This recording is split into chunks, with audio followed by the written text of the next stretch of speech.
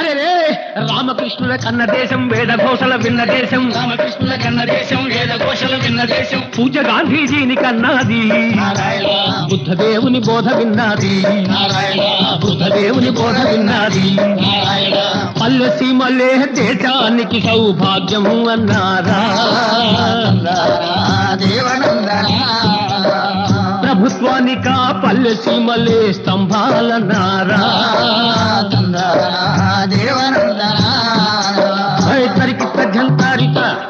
అలాంటి పల్లె బ్రతుకులు ఎలా ఉన్నాయి? ఎంత పోతే మంచానికి అండి కంతలేనన్నట్టుగా ఉన్నాయి.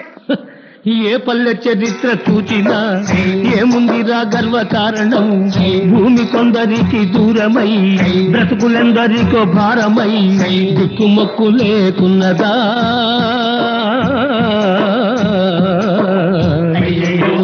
దిక్కులు చూస్తూ ఉన్నదా. తమ్ముడా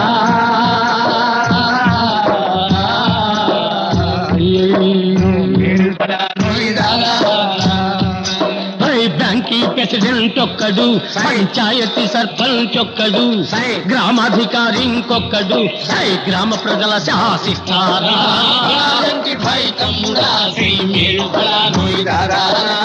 ఏ ఒక్క కడుపు కాలినా, ఏ ఒక్క మనసు ఏడ్చినా అది నీ జాతికి కీడురా.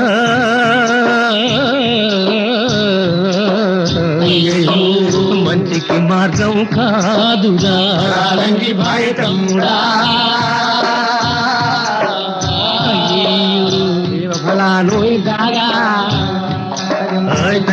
జంతారిత మంచి మంచి అంటావు, ఎక్కడుందరా మంచి? అవును, ఎలా ఉంటుంది? మంచికి పోయిన మహాత్ములెందరో మనైనారన్నా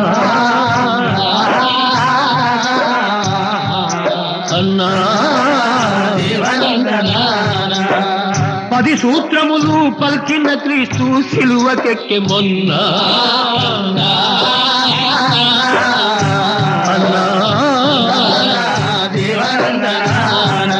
అయ్యో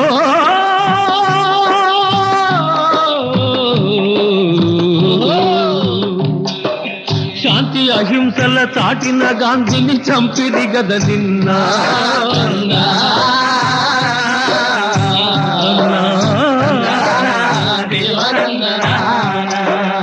అట్టి వారికే పాప భీతి లేదెవరేమనుకున్నా.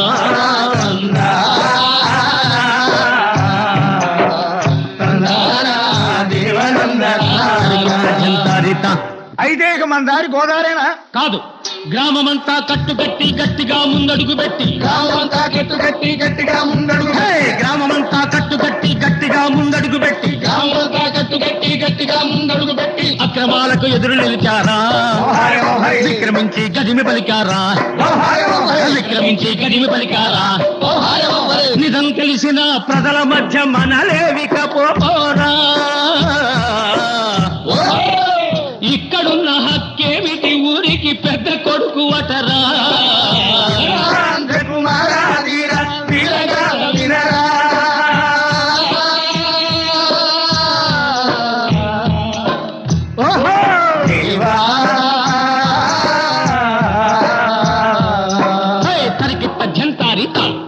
రండి వీర యువకులంతా కళ్ళు తెరవండి, ప్రతి ఒక్కడు మన జాతి సంస్కృతిని ప్రతిబింబించాలి.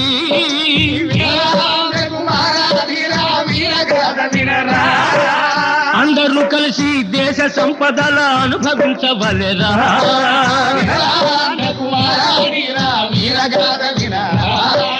కలిగినత్వం దేశానికి గణ్యముఖ యువతరం వెలిగించుడు జ్యోతి.